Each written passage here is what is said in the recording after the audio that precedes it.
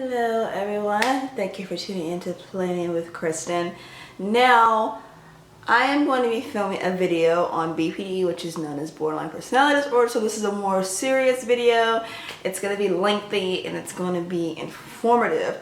And I've mentioned my mental illness quite a few times in my live streams. I've mentioned a few Instagram posts, and I even did a blog post on BPD and how it affects me and everything. I kind of did like a bullet point. I didn't do like the whole thing about what I'm going to talk about here. And I mentioned I was going to do a video on this, and people were like, I can't wait to see it. I'm sorry if my glasses give you a glow, but I got to read. And I have to wear glasses to read. So I am going to talk to you about BPD. I'm going to talk to you about the traits that you have to have in order to be diagnosed with it. So you may have some of these traits but not realize it, or you may know somebody with these traits and they don't realize it. I'm going to tell you how, when I was diagnosed, how I deal with it. So get some tea, get some soda, a drink, whatever time you're watching this, get something, get a snack and sit back because it's going to be a lengthy video. So let me explain what BPD is, and I will tell you when I was diagnosed with it. BPD is a serious mental disorder marked by a pattern of ongoing instability in moods, behavior, self-image, and functioning. These experiences often result in impulsive actions and unstable relationships. A person with BPD may experience intense episodes of anger, depression, and anxiety that may last from only a few hours to days. Some people with BPD also have high rates of on-occurring mental disorders such as mood disorders, anxiety disorders, and eating disorders, along with substance abuse, self-harm, suicidal thinking, and behaviors, and suicide. While mental health experts now generally agree that the label borderline personality disorder is very misleading, a more accurate term does not exist. And the reason why doctors think that the term is misleading is because because borderline, it's on the borderline of having a mental disorder and psychosis. And psychosis is a very, very scary word to a patient and to a doctor. So doctors have been trying to find a different name for it, but they don't have one yet. So BPD is where it is. And before I get into that, let's talk about some more serious stuff. If you are thinking about harming yourself or attempting suicide, call someone or tell someone so you can get help right away. Suicidal thoughts are not to be taken lightly. If you hear someone talking about taking their life, whether you think it's serious or not, you need to call someone. Tell someone, get help ASAP. The number for the Suicide Prevention Hotline is 1-800-273-TALK. That's 1-800-273-8255. Available 24 hours a day, 7 days a week. They are there to listen to you. They are there to talk and help you get out of the situation if they can. So that is very, very important information to be considered. Okay? So, I was diagnosed with BPD, depression, and social anxiety disorder, June 20th of 2014. Now, so it's been over 2 years since I've had a formal diagnosis, but I have been suffering with this since the age of 14. And you're probably wondering, how does one develop BPD? BPD usually happens with the genetics or a traumatic event. Now, no one in my family has been formally diagnosed with BPD. Although there are some very, very close family members, I think they have it, but it is not my place to diagnose anyone. I am not a doctor. It is not my place to tell someone to get help. I can suggest getting help, but I cannot tell anyone to get help. Also, traumatic events. I lost my grandmother when I was 14, maybe 15, yeah. Very, very close to her. So a traumatic event like that can trigger a lot of things. Also something traumatic like sexual assault or sexual abuse or physical abuse, mental abuse, all that stuff can trigger some things. Also, so sexual assault. It was something I talked about. I had a channel before called that Borderline, Candidly Kristen, and that got shut down for whatever reason. So I talked about that when I was diagnosed with BPD. So it was a sexual assault, and I don't have a problem with talking about it now. When I was first diagnosed, I didn't want to talk about it for years, and I think when you finally come to terms and you're able to talk about it, you can, free yourself of all of this emotional trauma that's going on. So yes, I was sexually assaulted by a then boyfriend at the age of 15, and that, with the combination of not dealing well with my grandmother's death triggered into a whole snowball effect and dealing with depression for years, BPD for years, and dealing with BPD turned into having social anxiety disorder. And I'll get into all of that. And so not getting help, no one really thinking that was just, just like go to church, pray for it, all that stuff, really made it a lot worse. So let me tell you, there are 9 traits that a lot of people with BPD suffer with. Now, the thing you must know is that everyone that has these traits, any one of them, does not suffer from them the same. Some are more extreme than others. Some people can get them under control, some people can't. To be diagnosed with BPD, you have to fit at least 9 of these, at least 5 of the 9 traits. So you may have a couple of these traits, but can't be diagnosed with BPD. So I am the special snowflake who has suffered from all 9 of the traits, and I will list them off. Number 1 is frantic efforts to avoid real or imagined abandonment, not including suicidal or self-mutilating behavior. Abandonment is very, very huge with BPD. We tend to think that everyone is going to leave us. We do. I don't know what it is. If I knew what it was, then I wouldn't have BPD. So we have a lot of times with relationships, and a lot of times we will push people away from us, whether it be friends, family, relationships we're in, so we don't feel abandonment, because a lot of times pushing people away feels better than abandonment. A lot of times it's imagined abandonment. We always think that, okay, this person doesn't like me, or say someone doesn't text you back in a timely fashion. In your head, you may think, okay, what did I do? This person's going to not talk to me, this person's not going to abandon me. So the imagined abandonment can actually turn to real abandonment, because the person that you're projecting your abandonment issues on will probably get fed up and just walk away. And that is one thing we are very afraid of. Number 2 is a pattern of unstable and intense interpersonal relationships characterized by alternating between extremes of idealization and devaluation. Idealization is basically when we put a person up on this high pedestal. That's idealization. And we think the world of them. And this can happen with jobs also. And this is why I have a history of starting jobs and quitting jobs after a few months. Except for this last job. I was let go because it was it was seasonal. But anyway, we tend to find situations or find people that we really, really love and we attach ourselves to. And the second that person is not working out, or the situation is not working out, we will devalue it. We will say, I hate it, go away, whatever. And it's a love or hate thing. With BPD, we love really, really hard and we hate really hard. There's no in between. There is no shades of gray. It is black and it is white. And it is one of the things I still deal with to this day. I either really, really like you, or I just don't care about you at all. It's one of those things. And I'm trying to find a middle ground. Like, say, you may have a trait about you that I don't like. So instead of me just, okay, they have something about them I just don't like, it's trivial, but I'm trying to work on it. I'm trying to work on that now. So I recognize it. I know it's not something that is going to work in my favor as I get older. So we devalue it. And so it's a really hard thing to deal with, because we ruin a lot of things because it's not working out. And the same with the job. You can get a job and think it's the best job in the world, and then say you have, your boss puts out a schedule and you're working a day you don't want to work. All of a sudden, this job sucks. That's the type of thing. And we take it to the extreme. And sometimes we'll quit a job because it's not working out for us. In our head, it's not working out for us. And we just do that. We jump from relationship to relationship, job to job, hobby to hobby. I've had a lot of different hobbies that I just knew I was going to turn into a career before I turned this into my business. I was going to be a makeup artist at one point.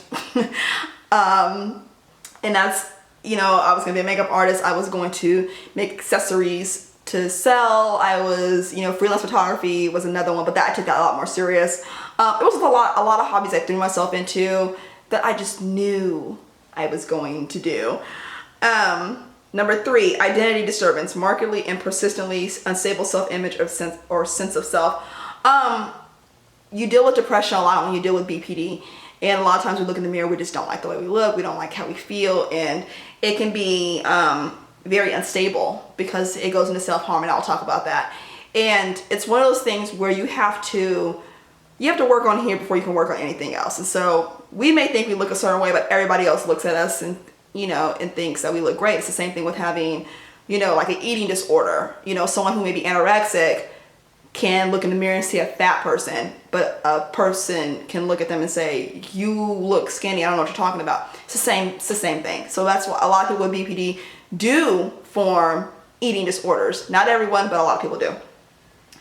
4, impulsivity in at least 2 areas that are potentially self-damaging: spending, promiscuous sex, eating disorder, substance abuse, reckless driving, binge eating, again, not including suicidal or self-mutilating behavior. 2 of these for me is, well, eating disorder. I had an eating disorder when I was in my teenage years. Like, I would just not eat, or I would eat and make myself throw up. For whatever reason, I just stopped doing it. Like, I didn't have to go to therapy for that. And it was just like, it was like a short period. It was like when I first started dating my husband, it lasted for like maybe 6 or 7 months. It was not a long period of time at all. And I don't know why I just stopped. A lot of people just can't stop. But for whatever reason, I just stopped. Spending money used to be huge for me. And now, you know, I can kind of go crazy with like buying planner supplies, but it's nothing like it used to be. I used to buy things just to buy them. Didn't need them at all. No reason, no rhyme or reason behind it, just to buy it. So I'm a lot better than I used to be.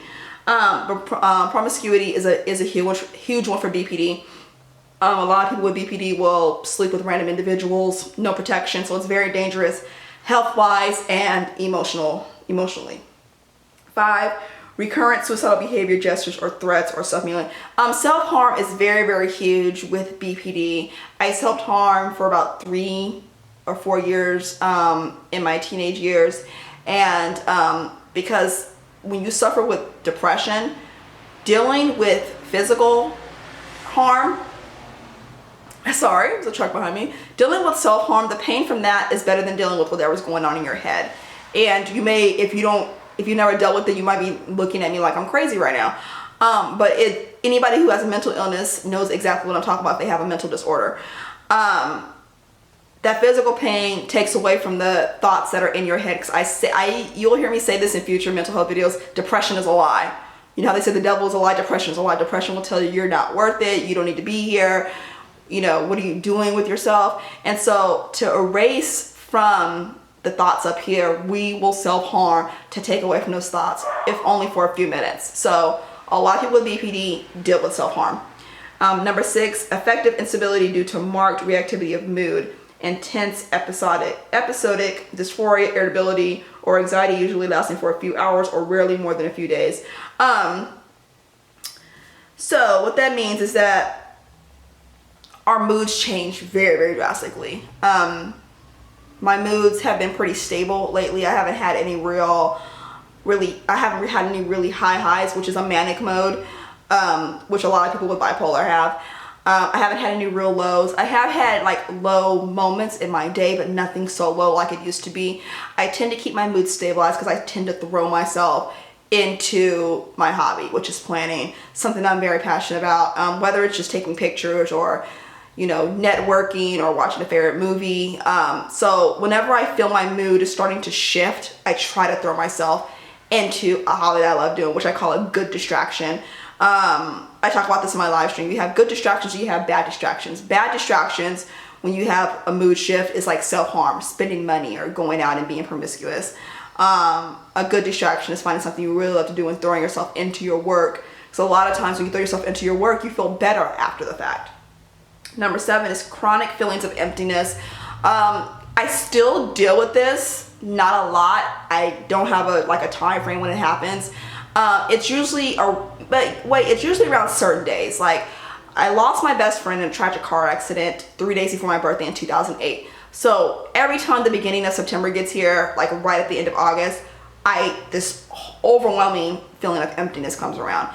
And I don't deal with death very well. So when that time of year comes around, the anniversary of my grandmother's death comes around, I feel emptiness.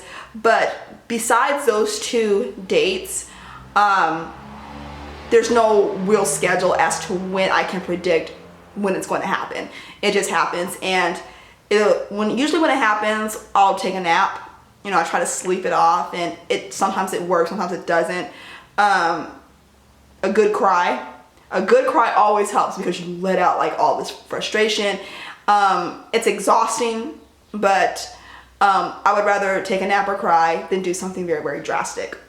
Number 8 is inappropriate, intense anger or difficulty controlling anger. This is probably my biggest issue and something I still deal with. My anger outbursts are a lot less frequent than they used to be, but they still happen. And I'm being honest. I'm not gonna sit here and tell you, oh, I'm just this, person that's just doing very, very well. Anger, the reason why people with BPD burst out with anger is because of the anxiety. Anger is a reaction of anxiety. We get anxious when we can't control a situation. So for instance, this is why I don't do concerts, why I didn't go to a family reunion a couple of weeks ago, because I can't control the situation. And I'm going to Vegas in a couple of weeks, and you might be saying, how do you go to Vegas when you have anxiety? It's very simple for me.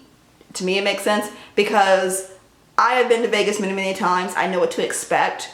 I don't have to talk to anybody I don't want to talk to. I don't have to hug anybody. No one's going to invade my personal space and everything. So with Vegas, I'm going with my husband. My husband is my comfort and everything. And so I know walking into that situation, I'm going to be fine. It's just things where I just don't know what to expect, like a family reunion. Grocery shopping is very hard for me. Going to the mall, I don't really do it unless I go into a specific store and I can just go make a beeline and go right to it. But anger is a result of anxiety, and anger outbursts are not fun because I have 2 kids and sometimes it happens when they are around. And my oldest daughter knows that it's not something that I choose to do or choose to yell or whatever. She knows that it's the BPD and that this too shall pass type of thing. But yeah, anger is one of the biggest things that I have, and it is probably the most annoying and frustrating because most people deal with little situations. They may get irritated or whatever, but for me it's like the world is ending. In hindsight, I know it's not ending, but to me the world is ending, and so a lot of anger comes from that. And number 9, transient stress related paranoid ideation or severe dissociative symptoms. God, can I talk? That means just,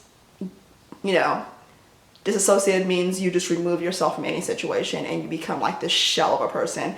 And I'm very good at it, and that's not a good thing. I can easily remove myself from people. I can remove myself from situations and just not even deal with it and just be like, oh well, come off very, very cold. And I've done this to many, many people in the past and have really ruined relationships, and that goes back to the idealization. If you do something to piss me off, I just have nothing else to say to you.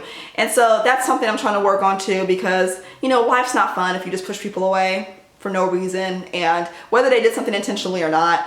My advice is like, a quote-unquote normal person, talk to the person and just try to figure out what is going on. So yeah, that are the traits of BPD, and I fit all 9.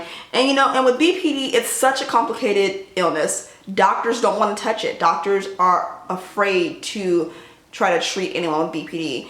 And when I was first diagnosed with BPD, my goal was to be cured of BPD.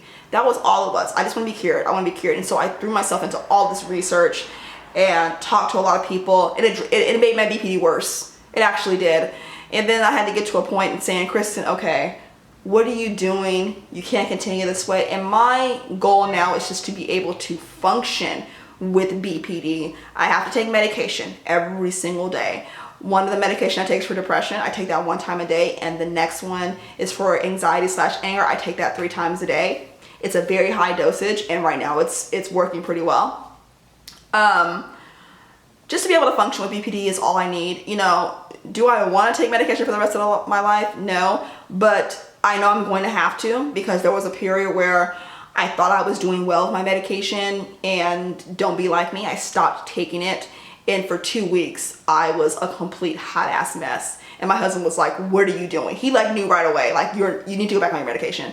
And medication is something I'm gonna have to take for the rest of my life in order to function, in order to be a good person, to be a good wife, to be a good mother, and to continue to do what I wanna do in my life. So that's my goal, just to be able to function with BPD. You know, of course I'm going to still have anxiety and I'm still going to have my mood swings, but to be able to control them and deal with my mood swings is all I want to accomplish. With BPD, if you think you have BPD, I cannot diagnose you. You may tell me everything you're going through and I can sit here and say, yeah, it's like looking in the mirror. My best advice is to get to a doctor, someone who is clinically trained to diagnose.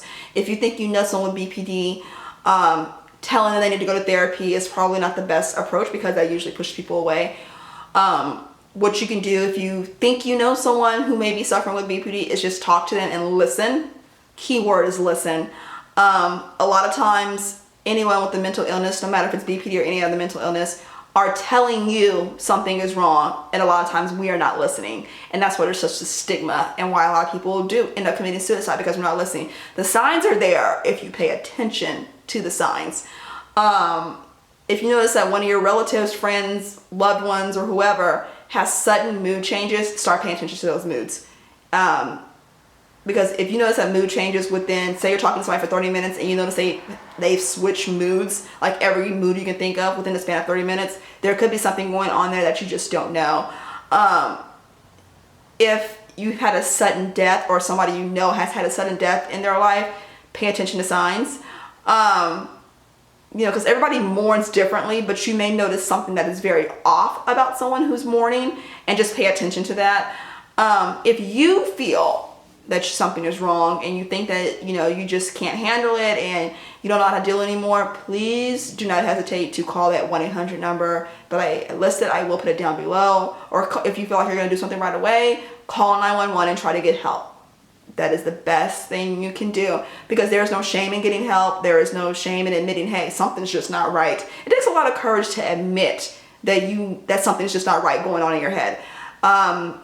Too many people hide behind it, don't want to tell anybody, and you know, because they're afraid of what family members may think or loved ones. And you know, my best advice is, if you're going through this, if you've been diagnosed and you haven't told anybody yet, it's okay if you can tell people at your own pace. It's okay to wait as long as you need to, but once you do, get you a good support system. I'm telling you now, you will know who your true friends are and the people who are there for you once you tell them you have a mental illness. I guarantee you.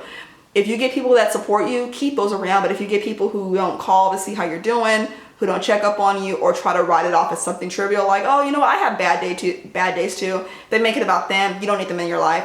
It's easier said than done to cut somebody off. It's very, very easy to say that. But me personally, I'm at a point now where if you don't support me and if you don't care about how I'm doing, or if I tell you that I can't do something because I don't want to trigger anything and you still insist on it, I will cut you off. Plain and simple, because my mental health is more important than going to somewhere for a couple of hours and triggering an attack that can set me backwards. So yes, that is my video. I hope this was very informative. If I missed anything, if you want me to discuss something a little bit further, let me know. I think I covered everything. I really just want to talk about the traits and when I was diagnosed and all of that. So yeah, I hope you did enjoy this video, and if you have any questions or comments, leave them down below, and I will see you all next time. Bye.